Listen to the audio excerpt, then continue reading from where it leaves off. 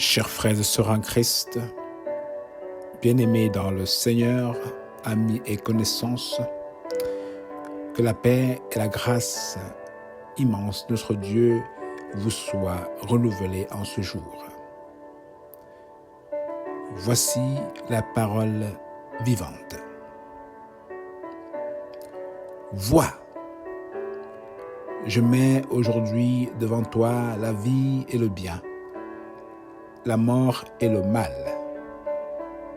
car je te prescris aujourd'hui d'aimer l'Éternel ton Dieu, de marcher dans ses voies et d'observer ses commandements, ses lois et ses ordonnances, afin que tu vives et que tu multiplies et que l'Éternel ton Dieu te bénisse dans le pays dont tu vas entrer en possession.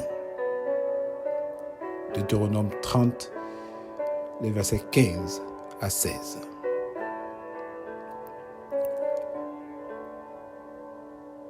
C'est ton choix.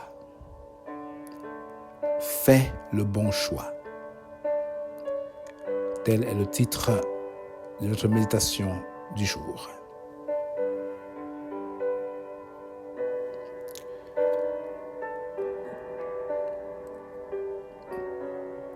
La vie est pleine de choix. Mais faisons-nous toujours le bon choix? Bien sûr que non. Cependant, si nous sommes éclairés, alors nous pourrons en faire un. Dieu est la première personne qui nous éclaire face au choix de nos vies, aux choix qui nous donneront, n'est-ce pas, de réussir dans notre vie ici, en lui. En Deutéronome 30, le verset 15, ce verset que nous venons de lire, il va dire, vois, je mets aujourd'hui devant toi la vie et la mort, je dirais la vie et le bien, la mort et le mal. Et je te prescris aujourd'hui d'aimer l'Éternel, ton Dieu, de marcher dans ses voies et d'observer ses commandements, ses lois et ses ordonnances, afin que tu vives et que tu multiplies. Et que l'Éternel, ton Dieu, te bénisse dans le pays dont tu vas entrer en possession. Oui, si nous faisons le choix de faire ce qui est bien, en aimant Dieu, à marcher dans ses voies et à observer ses commandements et ses lois, alors nous vivrons et nous multiplierons et l'Éternel ne cessera de nous bénir. Personne n'est disqualifié pour entrer dans la maison de Dieu. Mais faisons attention, le moyen pour se qualifier n'est pas basé sur nous, ni sur nos efforts, nos exploits, nos accomplissements. Sinon, n'est-ce pas, nous nous vanterions. C'est Dieu seul qui nous qualifie sur la même base. Et cette base, c'est uniquement l'acceptation dans nos vies de son Fils bien-aimé Jésus-Christ comme seul Seigneur et Sauveur. Sa parole de nous dire car Dieu a tant aimé le monde qu'il a donné son Fils unique, afin que quiconque croit en lui ne périsse point, mais qu'il ait la vie éternelle. Jean 3, verset 16. Oui, afin que quiconque croit en lui. Une autre chose très importante à noter ici, mon frère, mon ami, ma sœur, c'est que Dieu ne force personne pour venir à lui. Il n'impose pas, mais il nous donne le choix. Car dit-il, afin que quiconque, le rôle de Dieu, c'est de se rassurer que tout le monde entende parler de lui, et à la fin fasse le choix, n'est-ce pas, de mettre en lui sa foi. Étant un Dieu juste, il ne traitera pas, n'est-ce pas, de la même manière celui qui aurait entendu parler de lui au moins une fois, n'est-ce pas, avec celui qui n'a jamais entendu parler de lui. Le traitement est différent. Mais même à cela, la Bible nous dit que personne ne sera excusé pour prétendre ne l'avoir pas connu de son vivant. Tout le monde, même ceux qui se disent ignorants, savent que Dieu existe. Car depuis des siècles, Dieu s'est révélé à nous à travers les apôtres. Et aujourd'hui encore, il le fait à travers les pasteurs, les évangélistes, les missionnaires et même des frères et sœurs chrétiens et chrétiennes qui aiment leur Dieu et partagent sa parole. Voilà pourquoi il nous dit que personne ne sera excusé. Car ce qu'on peut connaître de Dieu,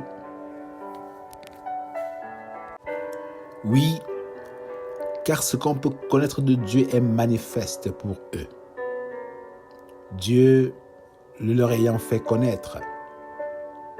En effet, les perfections invisibles de Dieu, sa puissance éternelle et sa divinité se voient comme à l'œil depuis la création du monde, quand on les considère dans ses ouvrages. Romains 1, verset 19. Oui, donc personne ne pourra prétendre ne pas avoir connu Dieu. Personne. Même la création autour de nous renvoie à la connaissabilité de notre Dieu. En effet, les gens entendent parler de Dieu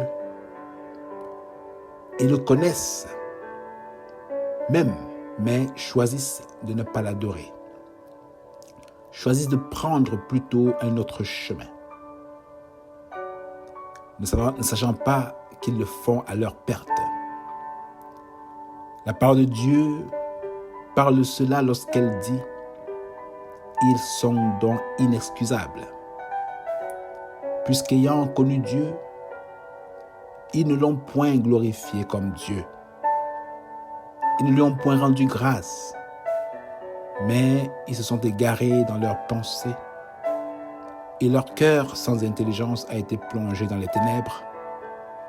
Se vantant d'être sages, ils sont devenus fous et ils ont changé la gloire de Dieu incorruptible en image représentant l'homme corruptible, des oiseaux, des quadrupèdes et des reptiles. Romains 1, versets 21 à 23. Oui, en d'autres termes, ils se sont mis à louer des idoles, à faire de leur corps des dieux, à louer des arbres, à louer la créature au lieu du Créateur. Personne ne sera excusé, car Dieu s'est révélé à nous et nous avons choisi de ne pas le connaître. Nous avons choisi les autres dieux autres que le vrai Dieu. Oui, mon frère, ma soeur, Dieu fera tout son possible afin que nous le connaissions, afin que nous l'adorions, que nous le servions. Mais le dernier choix nous revient. Celui de l'accepter dans notre vie présente et de le servir. Ce choix nous sera bénéfique si nous écoutons sa voix et répondons à l'appel de Dieu qui se tient à la porte de nos cœurs et frappe et dit « Si tu entends ma voix, n'endurcis pas ton cœur, mais ouvre-le afin que j'y entre. » Ou bien ne pas faire le choix nous sera maléfique. Car si nous écoutons sa voix, mais choisissons de l'ignorer, alors nous courons à notre perte. Oui, si nous écoutons sa voix et répondons à l'appel de Dieu dans nos vies, Jésus nous promet qu'il ne mettra pas dehors celui qui vient à lui, mais au contraire, il prendra soin de nous. Voici comment il promet de prendre soin de nous et de tous ceux qui viennent à lui. Il dit, il ne perdra rien de tout ce que Dieu lui a donné, mais il les ressuscitera au dernier jour. Jean 6, verset 39. Il leur donnera la vie éternelle. Ils ne périront jamais et personne ne les ravira de sa main. Jean 10, verset 28. Jésus continuera de prier pour eux lorsqu'il dit à son Père, c'est pour eux que je prie. Je ne prie pas pour le monde, mais pour ceux que tu m'as donnés, parce qu'ils sont à toi. Jean 17, verset 9. Et afin, il sera toujours avec eux, peu importe l'endroit où ils se trouvent. Lorsqu'il dit, Père, je veux que là où je suis, ce que tu m'as donné soit aussi avec moi, afin qu'ils voient ma gloire, la gloire que tu m'as donnée, parce que tu m'as aimé avant la fondation du monde. Jean 17, verset 24. Pour ne citer que ces quelques versets, mes frères et sœurs. Et pour cela, ne restons pas dehors, mais entrons, n'est-ce pas, dans la maison de Dieu, car il est aussi prêt à nous accueillir tels que nous sommes. Peu importe notre passé, peu importe notre présent, peu importe la manière dont tu te regardes, Dieu te regarde autrement. Dieu ne te regarde pas comme un zéro, il te regarde comme un héros. Mais il va falloir que tu puisses faire ce choix de l'accepter dans ta vie comme seul Seigneur et Sauveur. N'endurcis pas ton cœur, mais ouvre-le et laisse-le pénétrer. Il cheminera avec toi. Il ne veut pas ta mort, mais simplement que tu te repentes et que tu vives. Le choix est à toi aujourd'hui, car il a tout fait. Il a tout fait. Et c'est à toi, mon frère, ma soeur, si tu n'as pas encore fait le choix de ta vie, de faire le bon choix. Et tu ne seras pas mis dehors. Et pour savoir comment faire ce choix, comment entrer dans cette nouvelle vie avec lui, en lui, et vivre pour lui. Si c'est ton vœu, je te prie de faire cette prière avec moi.